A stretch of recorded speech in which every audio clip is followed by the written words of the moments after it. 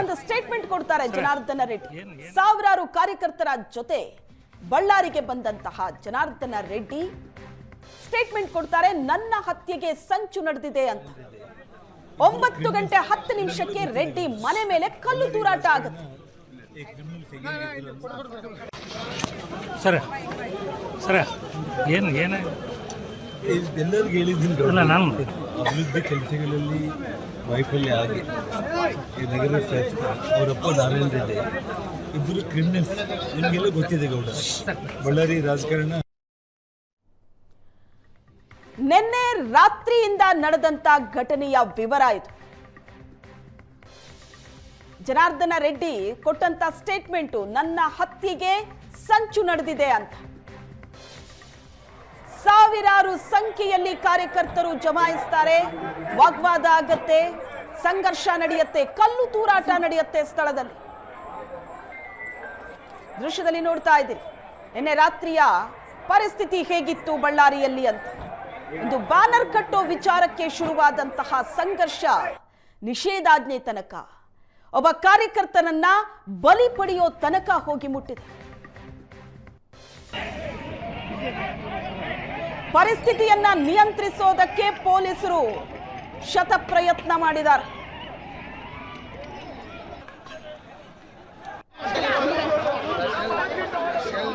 ಕೈಯಲ್ಲಿ ಬಡಿಗೆಗಳನ್ನ ಹಿಡಿದು ಹೊಡೆದಾಡ್ಕೊಂಡಿದ್ದಾರೆ.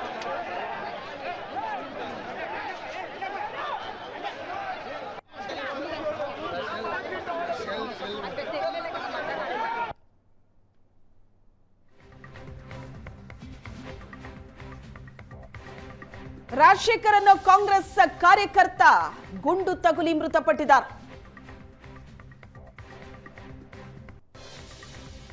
ಜನಾರ್ದನ ರೆಡ್ಡಿ ಮತ್ತು ಭರತ್ ರೆಡ್ಡಿ ಬೆಂಬಲಿಗರ ನಡುವಿನ ಗಲಾಟೆ ಇದು. ವಾಲ್ಮೀಕಿ ಪುತ್ಥಳಿಯ ಅನಾವರಣ ಇದೆ ನಾಳೆ, ಅದೇ ವಿಚಾರವಾಗಿ ಬ್ಯಾನರ್ ಕಟ್ತಾ ಇದ್ರು. ಜನಾರ್ದನ ರೆಡ್ಡಿ ಅವರ ಮನೆ ಮುಂದೆ ಭರತ್ ರೆಡ್ಡಿ ಫೋಟೋ ಇರುವಂತಹ ಬ್ಯಾನರ್ ಅನ್ನ ಕಟ್ತಾರೆ, ಅದನ್ನ ತೆಗೆದು ಹಾಕಿದ್ರಂತೆ. ಮತ್ತೆ ಬಂದು ಅದೇ ಬ್ಯಾನರ್ ಅನ್ನ ಕಟ್ಟೋದಕ್ಕೆ ಮುಂದಾದಾಗ ಅಲ್ಲಿ ಪ್ರಶ್ನೆ ಮಾಡಿರ್ತಾರೆ, ಮಾತಿಗೆ ಮಾತಾಗಿರುತ್ತೆ, ಜಗಳ ಆಗಿರುತ್ತೆ. ಜೋರಾಗ್ತಾ ಇದ್ದಂತೆ ಜನಾರ್ದನ ರೆಡ್ಡಿ ಅವರ ಮನೆ ಬಳಿ ಘಟನೆ ನಡೆದು ಸುಮಾರು ಅರ್ಧ ಗಂಟೆ ಒಳಗಡೆನೆ ಶ್ರೀರಾಮುಲು ಬರ್ತಾರೆ.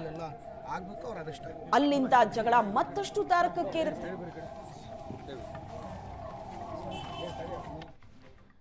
ಬಳ್ಳಾರಿ ಬ್ಯಾನರ್ ಸಂಘರ್ಷ. ಬಳ್ಳಾರಿಯಲ್ಲಿ ಪರಿಸ್ಥಿತಿ ಹೇಗಿದೆ ಅಂದ್ರೆ ಬಿಗುವಿನ ವಾತಾವರಣ ನಿರ್ಮಾಣವಾಗಿದೆ. ಪರಿಸ್ಥಿತಿ ಕೈ ಮೀರ್ತಾ ಇದ್ದಂತೆ ಬಳ್ಳಾರಿ ನಗರದಾದ್ಯಂತ ಎಸಿ ನಿಷೇಧಾಜ್ಞೆಯನ್ನ ಜಾರಿಗೊಳಿಸಿ ಆದೇಶ ಹೊರಡಿಸಿದ್ದಾರೆ. ಬಳ್ಳಾರಿಯ ಗಲ್ಲಿ ಗಲ್ಲಿಯಲ್ಲೂ ಪೊಲೀಸರು ಬಿಗಿ ಬಂದೋಬಸ್ತ್ ಹಾಕಿದ್ದಾರೆ. ಹೆಚ್ಚು ಜನ ಒಟ್ಟುಗೂಡದಂತೆ ನಿಗಾ ಇಟ್ಟಿದ್ದಾರೆ ಪೊಲೀಸ್ ಸಿಬ್ಬಂದಿ. ಗಲ್ಲಿ ಗಲ್ಲಿಯಲ್ಲೂ ಪೊಲೀಸರು ಕಣ್ಣಿಟ್ಟಿದ್ದಾರೆ. ಬಳ್ಳಾರಿ ನಗರದಾದ್ಯಂತ ನಿಷೇಧಾಜ್ಞೆ ಇದೆ. ಹೆಚ್ಚು ಜನ ಒಟ್ಟುಗೂಡಬಾರದು ಅಂತ ಪೊಲೀಸರು ಸೂಚನೆ ಕೊಟ್ಟಿದ್ದಾರೆ. ಇಡೀ ಬಳ್ಳಾರಿ ನಗರದಲ್ಲಿ ಈಗ ನಿಷೇಧಾಜ್ಞೆ ಜಾರಿಯಲ್ಲಿದೆ. ನಿನ್ನೆ ರಾತ್ರಿಯ ಪರಿಸ್ಥಿತಿ ಹೇಗಿತ್ತು ಅನ್ನೋದನ್ನ ದೃಶ್ಯದಲ್ಲಿ ಗಮನಿಸಬಹುದು.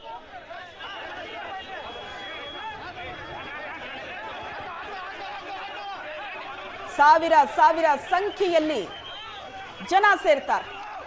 7:30ರಿಂದ ಶುರುವಾಗಿದ್ದು ನಿನ್ನೆ ಸಂಜೆ ಬ್ಯಾನರ್ ಕಟ್ಟೋದಕ್ಕೆ ಶುರು ಮಾಡ್ತಾರೆ. ನಿನ್ನೆ ಸಂಜೆ 7:30ಕ್ಕೆ ಅಲ್ಲಿಂದ ಶುರುವಾಗಿದ್ದು ಕ್ಷಣ ಕ್ಷಣಕ್ಕೂ ಪರಿಸ್ಥಿತಿ ಬಿಗಡಾಯಿಸ್ತಾ ಹೋಗುತ್ತೆ.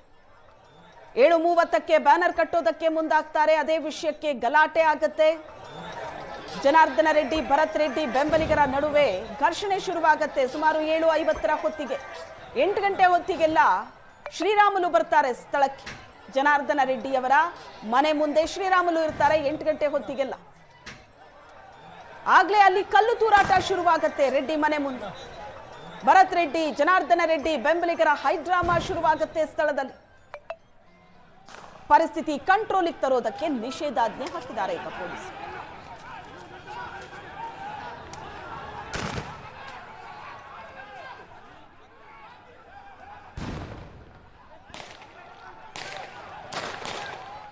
ಕಾಂಗ್ರೆಸ್ ಶಾಸಕ ನಾರಾ ಭರತ್ ರೆಡ್ಡಿ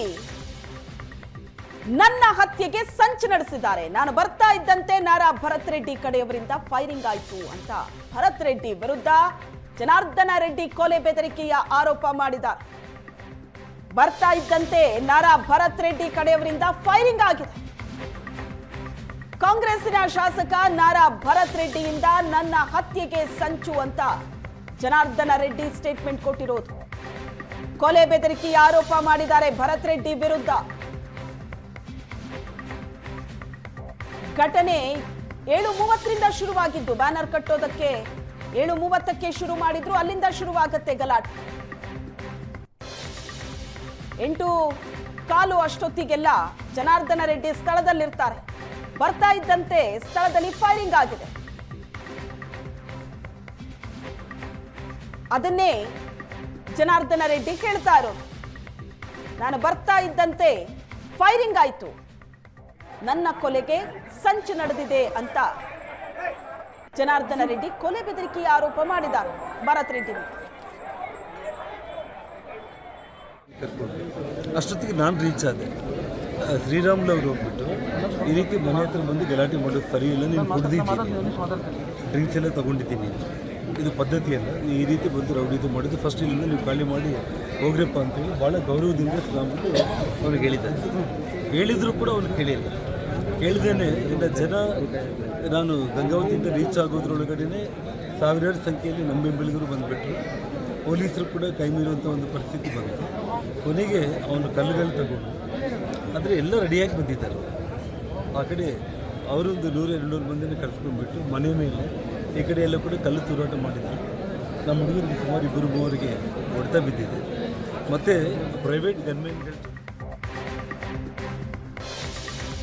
ನಮ್ಮ ಗನ್ಮ್ಯಾನ್ ನಿಂದ ಸಾವಾಗಿದೆ ಅನ್ನೋ ರೆಡ್ಡಿ ಆರೋಪ ಸುಳ್ಳು. ರೆಡ್ಡಿ ಸುಳ್ಳು ಹೇಳೋದ್ರಲ್ಲಿ ನಿಸ್ಸೀಮ ಅಂತ ನಾರಾ ಭರತ್ ತಿರುಗೇಟನ್ನ ಕೊಟ್ಟಿದ್ದಾರೆ. ಏಕವಚನದಲ್ಲೇ ಜನಾರ್ದನ ರೆಡ್ಡಿ ವಿರುದ್ಧ ನಾರಾ ಭರತ್ ವಾಗ್ದಾಳಿ ನಡೆಸಿದ್ರು. ಭೂಮಿ ಒತ್ತುವರಿ ಪ್ರಕರಣದಲ್ಲಿ ಜನಾರ್ದನ ರೆಡ್ಡಿಗೆ ಶಿಕ್ಷೆ ಆಗಲಿದೆ, ಹೀಗಾಗಿ ವಿಷಯ ಡೈವರ್ಟ್ ಮಾಡೋಕೆ ರೆಡ್ಡಿ ಗಲಭೆ ಮಾಡಿಸಿದ್ದಾರೆ. ಏಕವಚನದಲ್ಲಿ ಭರತ್ ರೆಡ್ಡಿ ಮಾತಾಡಿರೋದು. ಗಲಭೆ ಹಿಂದೆ ರೆಡ್ಡಿ ಕೈವಾಡ ಇದೆ ಅಂತ ಭರತ್ ರೆಡ್ಡಿ ಗಂಭೀರವಾದ ಆರೋಪ ಮಾಡಿದ್ದಾರೆ. ಗಲಭೆ ಹಿಂದೆ ಜನಾರ್ದನ ರೆಡ್ಡಿಯ ಕೈವಾಡ ಇದೆ ಅಂತ. ಬಳ್ಳಾರಿಯಲ್ಲಿ ವಾಲ್ಮೀಕಿ ಪುತ್ಥಳಿ ಅನಾವರಣ ಸಂಬಂಧಪಟ್ಟಂತೆ ಹಾಕಿರ್ತಕ್ಕಂಥ ಬ್ಯಾನರ್ ವಿಚಾರವಾಗಿ ಸಾಕಷ್ಟು ಗೊಂದಲ ಆಯಿತು, ಗಲಾಟೆ ಆಯಿತು, ಕಲ್ಲು ತೂರಾಟ ಇದೆಲ್ಲವೂ ಕೂಡ ಆಯಿತು. ಇದೀಗ ಸ್ಥಳದಲ್ಲೇ ಅಂದರೆ ಜನಾರ್ದನ ರೆಡ್ಡಿ ಮನೆ ಮೊಮ್ಮಗದಲ್ಲೇ ಮುಖ ಮಾಡಿರ್ತಕ್ಕಂಥ ಭರತ್ ರೆಡ್ಡಿ ಅವರು ಮುಂದಿನ ದಾರಿ ಏನು, ಮುಂದೆ ಏನು ಮಾಡೋಕೆ ನಂತರ ಅವನ್ನೇ ಕೇಳೋಣ. ನಿರಂತರವಾಗಿ 2 ಕಡೆ ಕಲ್ಲು ತೂರಾಟ ಆಯಿತು, ಅವರು ಸಾವನ್ನಪ್ಪಿದ್ದಾನೆ. ವಾಟ್ ನೆಕ್ಸ್ಟ್ ಸರ್, ಮುಂದೆ ಏನು ಸರ್? ನೋಡಿ, ನಾವು ಕಾನೂನಾತ್ಮಕವಾಗಿ ನಮ್ಮವ್ರನ್ನ ಹತ್ಯೆ ಆಗಿದ್ದಾನೆ ಹುಡುಗನಿಗೆ, ಯುವಕನಿಗೆ, ಪಾಪ ಯಾವುದೋ ಮೀಡಿಯಾದಲ್ಲಿ ಅವ್ರು ಹೇಳ್ತಿದ್ರಂತೆ ಅವರೇ ಗನ್ಮ್ಯಾನ್ಗಳು ಶೂಟ್ ಮಾಡ್ಕೊಂಡಿದ್ದಕ್ಕೆ ಅವ್ರ ಹುಡುಗನಿಗೆ ಏಟು ಬಿದ್ದು ತೀರ್ಕೊಂಡು ಹೋಗಿದ್ದಾನೆ ಅಂತೇಳಿ ಈ ಸುಳ್ಳು ಮಾತುಗಳು ಹೇಳೋದ್ರಲ್ಲಿ ನಿಸ್ಸೀಮ.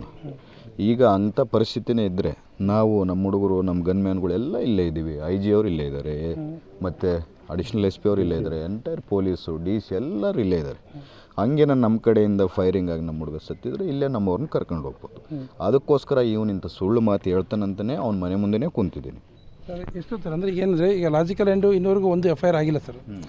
ಈಗ ಕರ್ಫ್ಯೂ ಆಗಿದೆ, ಸಾವಾಗಿದೆ, ಅಂದರೆ ಈಗ ಆ ಕಡೆನೂ ಅವ್ರು ಕೂತ್ಕೊಂಡಿದ್ದಾರೆ, ನೀವು ಈ ಕಡೆ ಕೂತ್ಕೊಂಡಿದ್ದೀರಾ, ಪೊಲೀಸರು ನಡವಂತರಿದ್ದಾರೆ. ಅಂದರೆ ಈಗ ನೀವು ಜವಾಬ್ದಾರಿ ಸ್ಥಾನದಲ್ಲಿದ್ದೀರಿ ಸರ್. ಈಗ ಇದನ್ನು ಲಾಜಿಕಲ್ ಎಂಡ್ ನೀವೇ ತರಬೇಕು. ಅಂದರೆ ನಗರ ಶಾಸಕರಾಗಿ ಇದಕ್ಕೆ ಏನು ಮಾಡೋದಂತೀರಿ ಸರ್? ಈಗ ನನ್ನ ಕಡೆಯಿಂದ ನಾನು ಶಾಂತಿಯುತವಾಗಿದ್ದೀನಿ, ನೀವು ನೋಡ್ತಿರ್ಬೋದು. ನಮ್ಮವ್ರು ಕೂಡ ಯಾರನ್ನೂ ಶಾಂತಿಯುತವಾಗಿ ಇದ್ದಾರೆ. ನಮ್ಮವ್ರು ಬೇರೆ ಕಡೆಯಿಂದ ಎಲ್ಲರೂ ಹುಡುಗರು ಬಂದರೂ ಕೂಡ ನಾನು ಯಾರೂ ಬರಬಾರ್ದು ಅಂತೇಳಿ ಅವ್ರಿಗೆ ಹೇಳಿದ್ದೀನಿ. ಇಲ್ಲೇನು ನಾವು ಒಂದು 1000-2000 ಜನ ಇದ್ದೀವಿ, ಅಷ್ಟೇ ಇದ್ದೀವಿ ಹೊರತು ಬೇರೆಯವ್ರು ಯಾರೂ ಇಲ್ಲ. ನಾನು ನಂದು ಬೇಡಿಕೆ ಏನಂದರೆ FIR ಆಗಬೇಕಂತೇಳಿ ಇಷ್ಟಕ್ಕೆ ಮುಂಚೆನೇ ಎಲ್ಲರೂ IG ಅವ್ರ ಹತ್ರ ಮಾತಾಡಿದ್ವಿ. FIR ಮಾಡೋಕ್ಕೆ ಈಗ ಹೋಗಿದ್ದಾರೆ, FIR ಆಗುತ್ತೆ. ಈಗ ಯಾರ ಮೇಲೆ ಸರ್? ಜನಾರ್ದನ ರೆಡ್ಡಿ ಮೇಲಾಗುತ್ತೆ, ಸೋಮಶೇಖರ್ ರೆಡ್ಡಿ ಅವ್ರ ಮೇಲಾಗುತ್ತೆ, ಅಲ್ಲಿ ಯಾರ್ಯಾರು ಭಾಗಿಯಿದ್ರು ಎಲ್ಲರ ಮೇಲೆ FIR ಆಗುತ್ತೆ. ಆ ಹುಡುಗನ ಪ್ರಾಣಕ್ಕೆ ನ್ಯಾಯ ಕೊಡಬೇಕು, ಕೊಡಿಸ್ಲೇಬೇಕು. ಒಂದು ಇದು ಬ್ಯಾನರ್ ಇಶ್ಯೂ ಅಲ್ಲ, ಮುಂಚೆ ಅವ್ರಿಗೆ ನಿಮ್ಗೆ ಏನೋ ದ್ವೇಷ ಇತ್ತು ಅನ್ನೋಂಥ ಮಾತನ್ನು ಜನಾರ್ದನ ರೆಡ್ಡಿ ಹೇಳಿ ಸರ್. ಅಂದರೆ ಮೊದಲಿಂದನೂ ಇತ್ತು, ಅದನ್ನು ಇವಾಗ ತೀರ್ಸ್ಕೊತಿದ್ದಾರೆ ಅಂತ.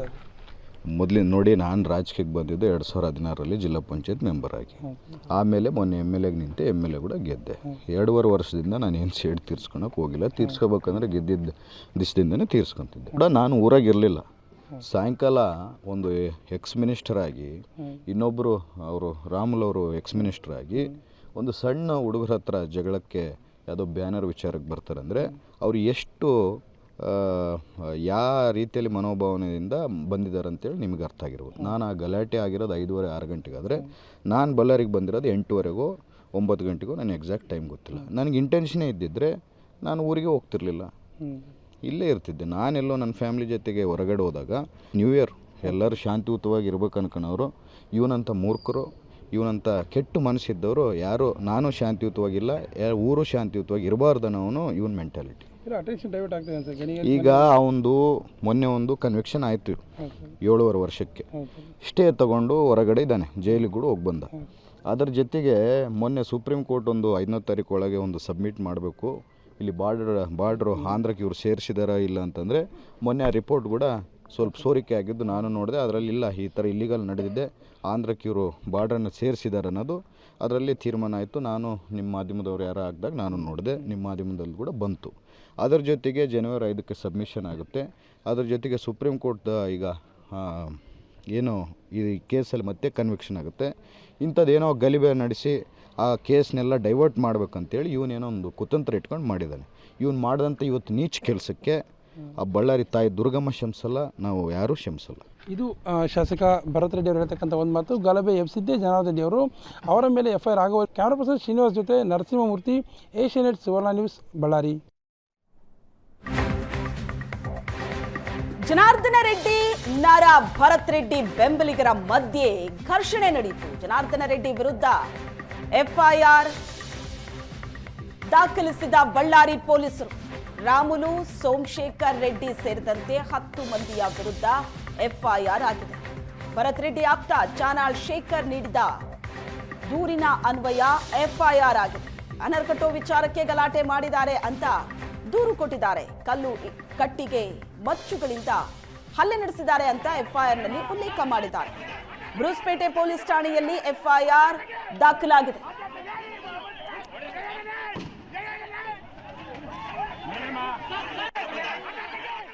ಈ ಬಗ್ಗೆ ಹೆಚ್ಚಿನ ಡೀಟೇಲ್ಸ್ ಅನ್ನ ಕೊಡ್ತಾರೆ ನಮ್ಮ ಬಳ್ಳಾರಿ ರಿಪೋರ್ಟರ್ ನರಸಿಂಹಮೂರ್ತಿ ಸಂಪರ್ಕದಲ್ಲಿದ್ದಾರೆ. ನರಸಿಂಹಮೂರ್ತಿ, ನಿನ್ನೆ 7:30ರಿಂದ ಶುರುವಾದಂತಹ ಗಲಾಟೆ ಪರಿಸ್ಥಿತಿ ನಿಯಂತ್ರಿಸೋದಕ್ಕೆ ಪೊಲೀಸರು ಶತ ಪ್ರಯತ್ನ ಮಾಡಿದ್ದಾರೆ.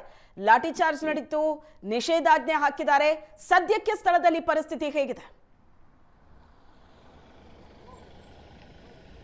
ಶ್ವೇತಾ, ಈಗಾಗಲೇ ಹೇಳಿದಂತೆ 2026 ಹೊಸ ವರ್ಷದ ಮೊದಲ ದಿನ ಬಳ್ಳಾರಿಗೆ ಒಂದು ಕಹಿ ಘಟನೆ ನಡೆದಿದೆ ಅಂತ ಹೇಳಿದ್ರು ತಪ್ಪಾಗಲಿಕ್ಕಿಲ್ಲ. ಯಾಕಂದರೆ ಒಂದು ಸಣ್ಣ ಬ್ಯಾನರ್, ಅಂದರೆ ನಾಳೆ ಜನವರಿ 3ನೇ ತಾರೀಕು ಬಳ್ಳಾರಿಯಲ್ಲಿ ವಾಲ್ಮೀಕಿ ವೃತ್ತದಲ್ಲೊಂದು ಬೃಹದಾಕಾರದ ವಾಲ್ಮೀಕಿ ಪುತ್ಥಳಿಯನ್ನು ಅನಾವರಣ ಮಾಡತಕ್ಕಂಥ ಕಾರ್ಯಕ್ರಮ ಇದೆ. ಆ ಕಾರ್ಯಕ್ರಮಕ್ಕೆ ಇಡೀ ಬಳ್ಳಾರಿ ಮದುಮಗಳಂತೆ ಸಜ್ಜಾಗಿದೆ. ಎಲ್ಲ ಬ್ಯಾನರ್, ಬಂಟಿಂಗ್ಸ್ ಸೇರಿದಂತೆ ಎಲ್ಲ ರೀತಿಯ ವ್ಯವಸ್ಥೆಯನ್ನು ಮಾಡಿಕೊಳ್ಳಾಯಿತು. ಆದರೆ ತಾವಿಲ್ಲಿ ನನ್ನ ಬಲಬಾಗಿಲು ನಾವೀಗ ಜನಾರ್ದನ್ ರೆಡ್ಡಿ ಮನೆ ಮುಂಭಾಗದಲ್ಲಿದ್ದೇವೆ.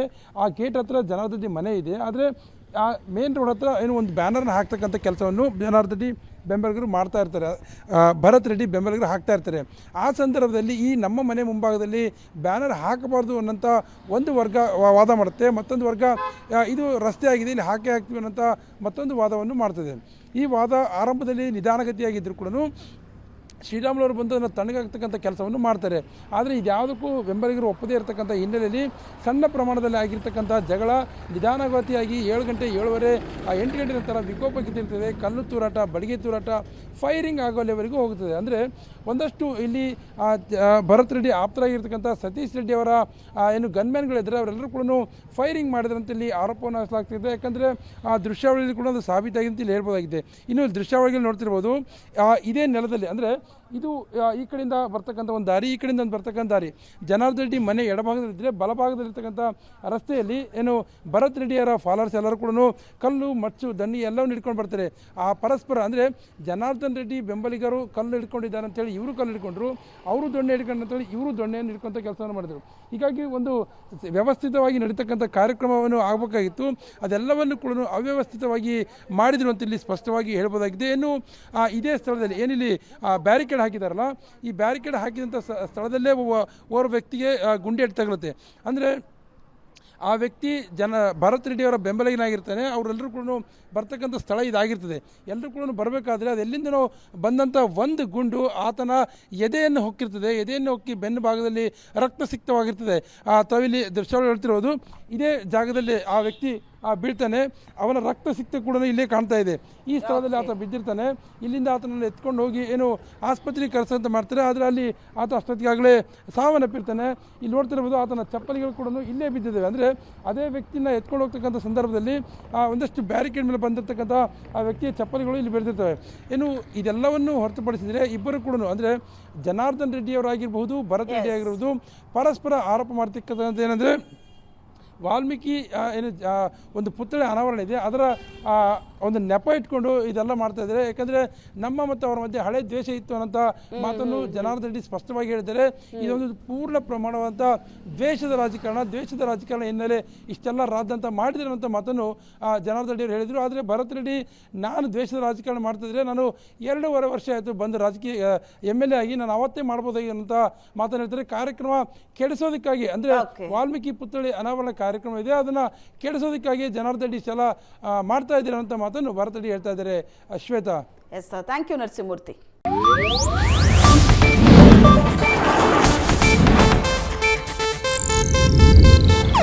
ಇದು ಏಷ್ಯಾನೆಟ್ ನ್ಯೂಸ್ ನೆಟ್ವರ್ಕ್ ಪ್ರಸ್ತುತಿ.